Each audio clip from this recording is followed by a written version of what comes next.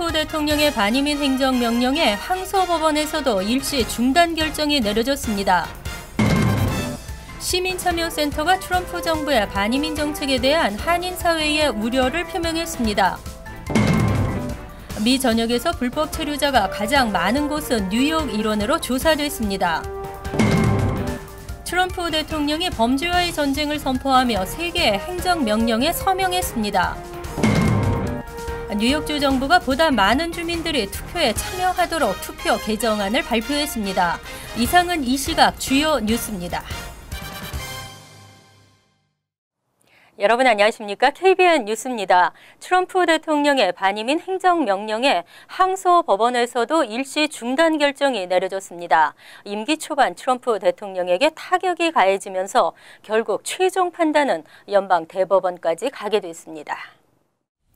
9일 샌프란시스코 제구연방항소법원이 반이민 행정명령에 법적 효력 중지 유지를 만장일치로 결정했습니다. 지난 3일 시애틀 연방지방법원의 결정에 이어 항소법원에서도 같은 결정이 나온 것입니다. 이로써 리비아, 소말리아, 수단 등 이슬람권 7개국 국민들의 비자 발급이 재개되고 미 입국도 가능해집니다. 항소법원에서는 지난 7일 구두변론에서 행정명령은 안보를 위한 대통령의 권한이라는 연방 법무부의 주장과 위헌 소지가 있고 혼란을 초래하는 행정명령이라는 워싱턴과 미네소타주의 주장이 팽팽하게 맞섰습니다. 뉴욕타임즈와 폭스뉴스 등은 항소법원이 트럼프 대통령에게 또다시 법정 패배를 안겼다고 보도했습니다. 결국 반이민 행정명령 소송의 최종 판단은 연방 대법원에서 내려질 것으로 보입니다. 현재 9명의 대법관 중 1명의 공석이고 대법관 8명의 이념 지향은 보수 4명과 진보 4명으로 갈려 있는데 공석엔 보수 성향의 닐 고서치 후보가 지명된 상태입니다. 한편 각종 여론조사에서 행정명령에 대한 찬반 여론은 팽팽하게 맞서고 있습니다. 트럼프 대통령은 판결 뒤 트위터를 통해 법정에서 보자 우리나라의 안보는 위험에 처해 있다고 밝혔습니다. 시민참여센터가 기자회견을 열고 트럼프 정부의 반이민 정책에 대한 한인 사회의 우려를 표명했습니다. 또 내일 모레로 예정된 트럼프 반이민 정책 반대 시위를 알리며 동포 사회의 적극적인 참여를 요청했습니다. 이보연 기자의 보도입니다. 오늘 오전 뉴저지 한인 선출직 정치인들과 단체장들이 함께한 기자회견. 참석한 한인사회 대표들은 트럼프 정부의 반이민 행정명령에 대한 한인사회의 우려와 반대를 전하는 데 뜻을 함께했습니다. 시민참여센터는 트럼프의 반이민 정책의 위험성을 경고하며 한인사회의 관심을 촉구했습니다. 우리 한인 커뮤니티와 같은 이민자 그룹들은 진짜 초토화될 상황입니다. 많은 사람들이 한국으로 되돌아가거나 추방당하거나 하면 우리 커뮤니티의 경제권들이 몰락을 하는 거거든요. 그렇기 때문에 이것을 너나 할 것 없이 우리 동포 모두 다 좀 반대하는 노력을 하는 것이 필요하다. 어느 한 부류가 아니라 불체자에서부터 유학생에서부터 영주권자에서부터 재정 보증을 해준 시민권자까지 굉장히 크게 광범위하게 피해를 볼 수 있는 것이라서 더 상황이 심각한 것이죠. 이 자리에선 오는 12일 오후 2시 뉴저지 해켄색 법원에서 열릴 예정인 버겐 카운티 트럼프 반이민 정책 반대 시위를 알리며 동포들의 적극적인 참여를 호소했습니다. 우리 한인들이 더욱더 많이 참여를 해야지 된다고 생각하고요. 단체들이 많이 있습니다. 우리 한인들이 적극적으로 참여해서 이 타민족들이 이 이민법이나 이퀄리티 이런 거에 대해서 파이트하고 랠리를 할 때 우리들도 많이 참여해서 우리의 프레젠스, 우리의 목소리를 높여야지 된다고 생각하고. 이민법은 사실 남이 나라 얘기가 아니고 저희 그 한인 커뮤니티에도 직접 그 관련된 문제이기 때문에 저희가 많이 나오셔서 저희 목소리를 낼 필요가 있다고 생각을 합니다. 이번 시위는 오후 2시 해켄색 아이스하우스 앞 공영 주차장에서 법원 앞까지 행진한 후 성명 발표가 이어질 예정입니다. 주최 측은 버겐 카운티 전역의 30여 개 시민단체들이 후원하는 이번 시위가 모든 인종, 종교, 연령층을 총망라한 집회가 될 것으로 예상하고 있습니다. KBN 뉴스 이보현입니다. 뉴욕주 상원 독립민주컨퍼런스가 드림액트 대체 법안을 추진하고 있습니다. 현행 대학 학비 지원 수혜 자격을 연수입 12만 5천 달러까지 확대하고 불체자도 포함시켰습니다. 독립민주컨퍼런스가 대학 학비 지원 프로그램 수혜 자격 확대를 추진합니다. 연간 소득 상한선을 현행 8만 달러에서 12만 5천 달러로 올렸고 불체자도 신청할 수 있도록 했습니다. 드림액트에 대한 공화당의 반대 기류가 거센 상황에서 드림액트와 맥락을 같이 하면서도 사실상 대체 법안으로 평가되고 있습니다. 드림액트 자체로는 통과 가능성이 낮다고 판단한 것으로 보입니다. 하지만 공화당이 이 제안을 얼마나 어디까지 수용할지가 관건입니다. 대학 학비 지원 신청 자격을 12만 5천 달러로 올리면서 중산층까지로 확대했으며 이는 쿠오모 주지사가 제안한 공립대 수업료 면제 대상 가정의 소득 상한선과 같은 수준입니다. 또 지원금은 학기당 최대 5,815달러로 늘리고 최저 수혜액은 학기당 500달러에서 1,000달러로 올렸습니다. 한편 공화당은 중산층 지원을 우선으로 삼고 있는 학비 지원 혜택을 불체자에게까지 주는 것에는 절대 반대하는 입장이고 독립민주컨퍼런스는 중산층에게도 혜택이 확대된다는 점에서 협상 타결 가능성을 점치고 있습니다.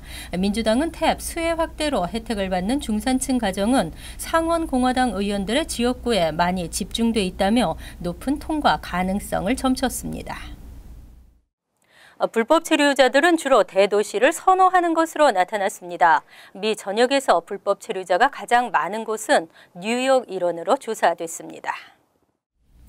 구일퓨 리서치 센터는 2014년 기준 미국 내 주요 지역 불법 체류자 체류 현황을 공개했습니다.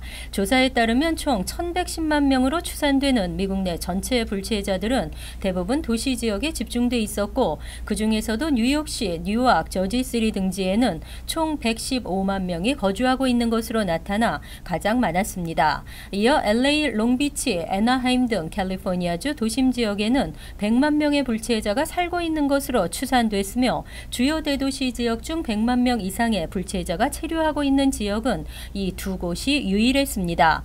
다음으로는 텍사스주 휴스턴, 우드랜드, 수거랜드 등의 57만 명, 댈러스, 포트워스, 엘링턴 등의 47만 명, 그리고 플로리다주 마이애미, 포트 로더데일, 웨스트 팜비치 등의 45만 명 순이었습니다.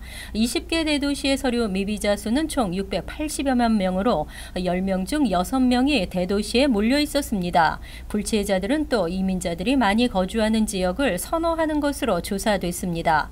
미 전체 인구의 36%만이 대도시에 거주하고 있는 것과는 대조적입니다. 트럼프 대통령이 범죄와의 전쟁을 선포하며 행정명령에 서명했습니다. 미국의 안전을 위해 국내외 범죄 근절에 중점을 두겠다는 내용입니다. 하지만 범죄 근절을 위해 외국인 추방이 수월해질 전망입니다. 9일 트럼프 대통령은 세계 행정명령에 동시 서명하면서 미국의 안전을 회복하기 위해서라고 밝혔습니다. 그는 젊은이들을 파괴하는 미 전역에 만연한 범죄 카르텔을 부수기 위해 모든 필요한 법적 조치를 취하도록 하고 있다고 설명했습니다. 국내외 범죄 근절에 중점을 둔 이번 행정명령은 먼저 다국적 범죄 조직을 추적하고 마약 밀매와 인신매매를 포함한 국제적 불법 거래를 차단하기 위해 연방 법률을 대폭 강화하는 내용입니다. 또 부패와 사이버 범죄, 사기, 금융 범죄, 지적 재산권 절도 등을 타깃으로 적시하고 있습니다. 특히 이와 연루된 미국 내 외국인들을 추방할 수 있습니다. 두 번째 행정명령은 연방정부, 주정부, 지방정부, 경찰 등 법집행 관리들에 대한 폭력을 방지하기 위한 것입니다. 세 번째는 효율적인 범죄 단속 활동을 위해 범죄 감축 공공치안 태스크포스를 구성해 운영하도록 규정했습니다. 한편 이날 트럼프 대통령은 8일 연방상원에 인준을 통과한 제프 세션스를 법무장관으로 임명했습니다. 세션스 의원은 트럼프 후보 시절 가장 먼저 트럼프를 지지한 인물로 무슬림 미입국 금지, 불체 추방 정책을 지지하는 인물입니다. 뉴욕주 정부가 보다 많은 주민들이 투표에 참여하도록 투표 개정안을 발표했습니다. 유권자 등록과 조기 투표가 보다 편리해집니다. 에릭 슈나이더맨 뉴욕주 검찰총장이 8일 발표한 새로운 뉴욕주 투표 법안에 의하면 투표 당일에도 투표장에서 유권자 등록을 할 수 있도록 했습니다. 유권자 등록을 하고 곧바로 투표가 가능합니다. 선거 당일 투표가 불가능한 유권자들을 위해서는 선거일 2주 전부터 지역에 지정된 투표장에서 투표를 할 수 있는 조기 투표제를 실시하도록 했습니다. 현재 조기 투표를 허용하지 않는 주는 전국에서 뉴욕을 포함해 13개 주에 불과합니다. 또 각종 사회복지 서비스를 신청할 때 개인정보가 자동으로 뉴욕주 선거관리위원회에 전송되도록 하는 방안도 포함됐습니다. 주소 등 개인정보의 변경 등으로 예상치 않게 투표를 못하게 되는 경우를 대비하기 위해서입니다. 뉴욕주는 전국에서 5번째로 유권자 등록이 낮은 곳입니다. 이 모든 방안은 주민들의 투표를 장려하기 위해 마련됐습니다. 이 밖에도 가석방된 범죄자에게 투표권을 주도록 하는 규정을 부활시키도록 했습니다. 슈나이더맨 검찰총장은 모든 미국인이 유권자로 등록하고 투표권을 행사할 수 있도록 유권자들에게 편한 투표 시스템을 만들어야 한다고 강조했습니다. 2021년 완공될 최첨단 라가디아 공항의 개선 사업 중 에어트레인 공사가 본격 추진됩니다. 라가디아 공항을 찾는 수백만 명이 편리하게 시설을 이용할 수 있게 됩니다. 7번 전철과 롱아일랜드 레일로드의 매츠 윌레츠 포인트역과 라가디아 공항 터미널 사이에 1.5마일 구간을 운행하게 되는 에어트레인 공사가 본격화될 예정입니다. 앤드류 쿠오모 뉴욕 주지사는 최근 에어트레인 건설 계획안을 발표하고 공사업체 선정 작업에 들어갔습니다. 쿠오모 주지사는 라가디아 공항을 찾는 수백만 명의 사람들이 보다 편리한 교통 편의를 제공받게 될 것이라며 라가디아 공항을 세계 최고 수준의 공항으로 만들겠다고 말했습니다. 특히 새롭게 설치되는 롱아일랜드 레일로드역에는 환승을 통해 맨해튼까지 쉽게 이동할 수 있습니다. 에어트레인 운행 시간은 약 6분으로 추산되고 있습니다. 이번 에어트레인 신설 공사는 총 40억 달러가 투입되는 라가디아 공항 현대화 프로젝트의 일환입니다. 뉴욕주는 지난달 320억 달러 상당의 라가디아 공항 재개발 계획을 발표하고 오는 2021년까지 새로운 터미널을 선보이겠다고 밝힌 바 있습니다.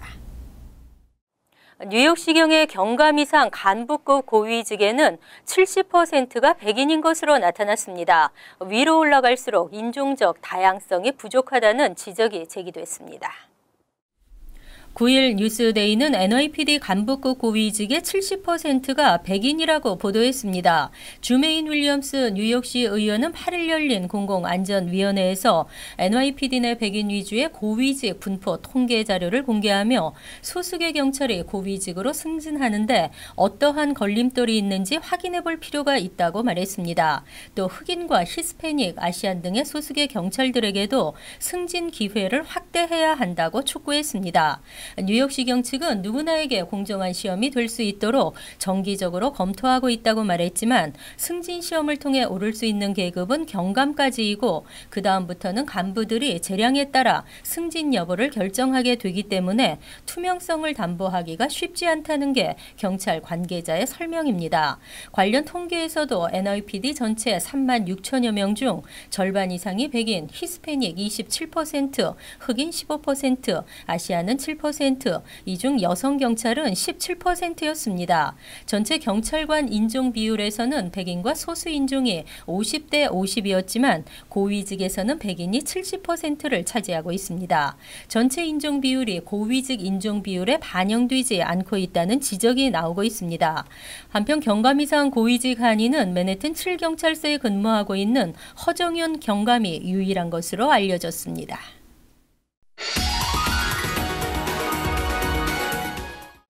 이어서 LA 지역 한인사회 소식입니다. 샌디에고의 한 초등학교 식수에서 기준치를 초과하는 납성분과 세균 등이 검출돼 논란이 일고 있습니다. 샌디에고 샌 이스트로 교육국은 지난해 10월 샌 이스트로 지역 초등학교 2곳에서 푸른색을 띠고 끈적이는 분비물이 섞인 수돗물이 발견돼 조사기관에 분석을 의뢰한 결과 다수의 배관 수도꼭지에서 납성분과 구리 성분이 기준치를 훨씬 초과하는 것으로 나타났으며 일부 개수대에서도 각종 세균이 검출됐다고 밝혔습니다. 이어 당국은 오염된 수돗물은 수도관의 노화로 인한 것으로 보이며 문제가 된 수도관을 조만간 교체할 예정이라고 덧붙였습니다. 한편 학교 측은 현재 학생들에게 별도의 개인 식수를 제공하고 있는 것으로 알려졌으며 오염된 수돗물로 질병이 발생한 사례는 아직 없는 것으로 파악됐습니다. 캘리포니아주 당국이 물 사용에 대한 규제안을 계속 시행할 방침임을 밝혔습니다. 주 수자원관리위원회는 이번 달 안에 철회될 예정이던 절수 규제안을 오는 5월까지 연장한다고 밝혔습니다. 당국은 극심했던 캘리포니아주의 가뭄 사태가 최근 잇따른 단비로 고비는 넘겼지만 완벽한 해결을 위해서는 좀 더 상황을 지켜볼 필요가 있는 만큼 규제안을 연장한다고 설명했습니다. 이어 당국은 기업들에 대한 물 전략 실천을 의무화하고 각 지역 주민들에게도 지속적으로 물의 중요성을 알리고 물 절약에 대한 공감대를 확산시킬 예정이라고 덧붙였습니다. 월드리포트입니다. 오늘은 눈길을 끈 해외 뉴스 모았습니다. 하늘로 올라 불을 끄는 소방관과 뉴욕에서의 버스 사고, 런던의 강아지 관광버스 보시죠. 화재 신고를 받은 소방관이 제트스키를 타고 출동합니다. 화재가 발생한 다리 부근에 도착해 워터 제트팩을 착용하더니 강력한 물줄기를 뿜으며 공중으로 날아오릅니다. 다리보다 높이 떠오른 소방관은 안정적인 자세로 차량에 난 불을 끕니다. The responders can now use jet skis to avoid traffic while responding to waterside fire incidents, and then use water-fueled jetpacks to hover over and extinguish the fires. 강에서 바로 화재 진압이 가능해 물 공급을 걱정할 필요도 없습니다. 워터 제트팩은 원래 레저용 부양 장치로 개발됐는데 두바이 소방당국은 교량이나 해안가의 화재 현장에서 활용할 예정입니다. 앞서 두바이시는 화재나 재난 현장에서 사용하기 위해 프로펠러 추진 방식의 제트팩을 구입하기도 했습니다. 2-litre V4 engine at the back, which puts out about 200 horsepower. The air coming out of the bottom of the fan. 두바이에 고층 빌딩이 많은 만큼 고가 사다리 차로 닿기 어려운 화재 현장에서 제트팩을 사용한다는 계획입니다. 미국 뉴욕주 시큐러스. 신호 대기 중인 버스에 픽업 트럭이 돌진하더니 버스 옆구리를 정통으로 뚫어버립니다. 어찌나 빠르던지 의자에 앉아있던 승객은 순식간에 반대편으로 날아가 버립니다.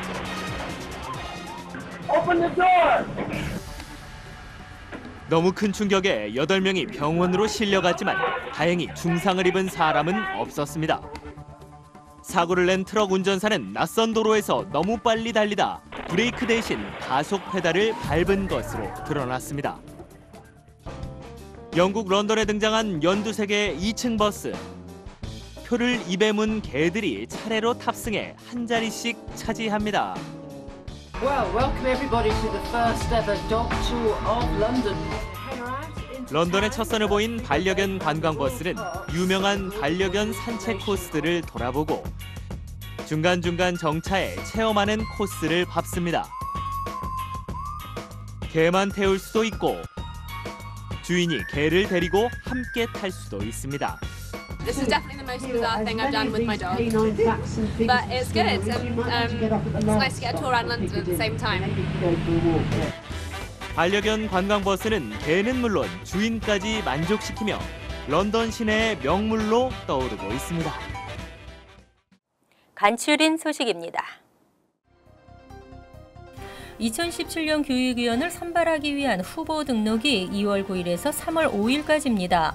이에 앞서 3월 20일에서 4월 21일은 뉴욕시 교육위원장과 교육국 관계자들이 후보들과 직접 만나는 포럼이 마련됩니다. 이후 4월 23일에서 5월 9일까지는 교육위원이 선출되고 선거 결과는 5월 15일 교육위원 선거 웹사이트에 공지됩니다. 시내 공립학교에 재학하는 자녀를 둔 학부모라면 누구나 교육위원회 후보로 출마할 수 있습니다. 탐사 보도 전문 매거진 인사이드 에디션에 따르면 뉴욕시경 경찰관 중 일부가 통행료를 내지 않고 톨게이트를 지나거나 불법으로 차량 번호판을 가리는 반사판을 설치한 것으로 드러났습니다. 맨해튼의 NYPD 본부 앞에 주차되어 있는 경찰들의 차량 중 절반 이상이 반사판이 부착되어 있는 것으로 나타났으며 이를 최초 보도한 인사이드 에디션 기자는 이를 해당 경찰관들에게 물었지만 대답을 듣지 못했습니다. 8일 오후 1시 13분쯤 키세나팍 메모리얼 자전거도로 인근에서 조깅을 하던 시민이 새까맣게 타버린 옷과 유골을 발견해 경찰에 신고했습니다.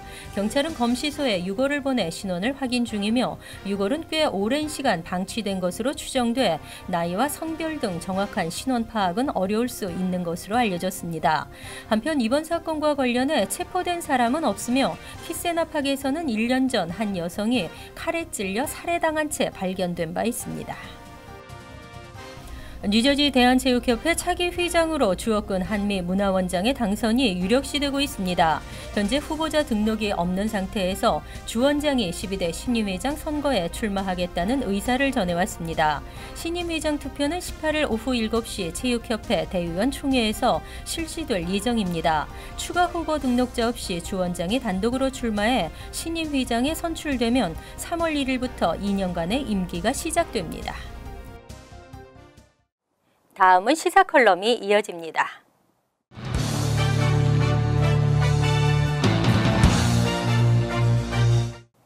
여러분 안녕하십니까?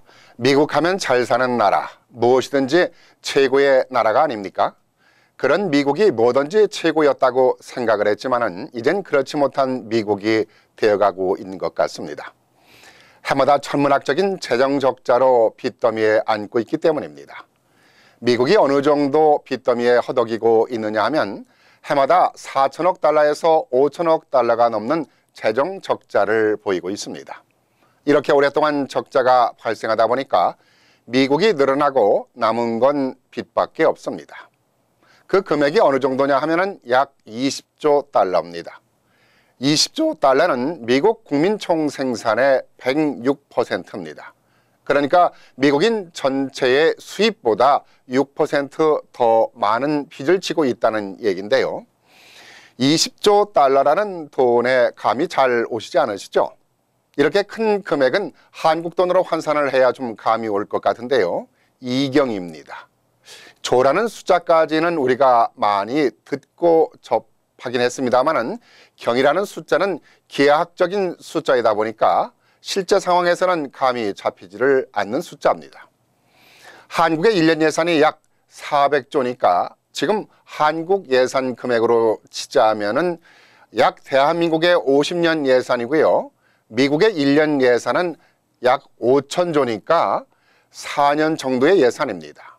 그러니까 산술적으로 계산한다면 미국 정부가 4년 동안 굶어야 빚을 갚을 수 있는 돈인 것입니다. 이렇게 천문학적인 빚을 지고 있다 보니 미국이 이대로 가다가는 말 그대로 몰락의 길로 들어설 수 있다는 얘기까지 나옵니다. 그러니 트럼프 대통령이 이대로 가다가는 미국이 죽도 밥도 안 되겠다 싶으니까 모든 정책들을 바꾸고 뜯어내고 난리를 부리고 있는 모양새입니다. 그것이 바로 미국 우선주의 정책이라는 것이죠. 그렇게 하지 않으면 미국은 앞으로 10년이나 20년이 아닌 불과 3년 후에는 무려 30조 달러에 이르는 헤어나기 어려운 부채를 지게 된다는 예상이 나오고 있습니다. 그렇게 되면 미국의 연방 공무원들이 대거 해고되고 남아있는 공무원들이라고 해도 월급을 제대로 받지 못하는 상황이 올 것입니다. 이뿐인가요? 각 지방정부에 지원되는 지원금들은 물론이고 사회보장기금까지 고갈이 되면서 그야말로 돌이킬 수 없는 늪에 빠지게 됩니다. 이러한 미국의 현실을 만들어 놓은 것이 그동안 부시 정권이든 오바마 정권이든 민주공화 어떤 당을 떠나 미국의 정치나 정책자들이 만들어낸 슬픈 산물입니다. 누구나 미국의 재정 적자가 엄청나다는 사실을 알고 있었지만 이 정도로 천문학적인 빚에 허덕이고 있다는 사실에 대해서는 놀라지 않을 수 없으실 겁니다.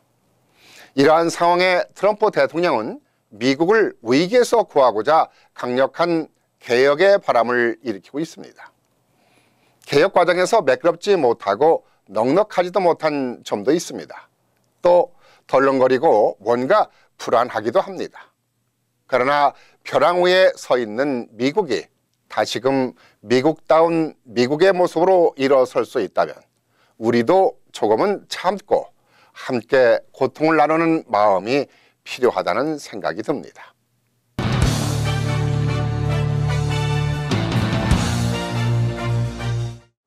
환율과 증권 소식입니다.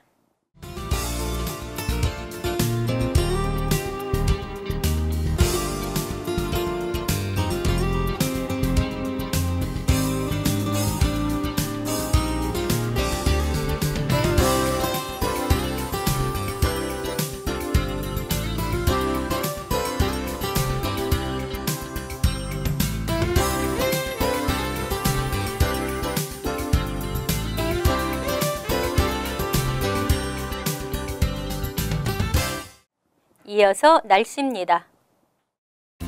토요일은 오전 중 흐리겠으나 차차 개이겠습니다. 낮 최고 기온은 45도, 섭씨 7도, 밤 최저 기온은 32도, 섭씨 3도로 예상됩니다. 일요일은 흐리고 안개가 끼면서 비가 내리겠습니다. 월요일은 바람이 불겠고 차차 맑아지겠습니다. 이상으로 KBN 뉴스를 마칩니다. KBN과 함께 편안한 주말 되시기 바랍니다.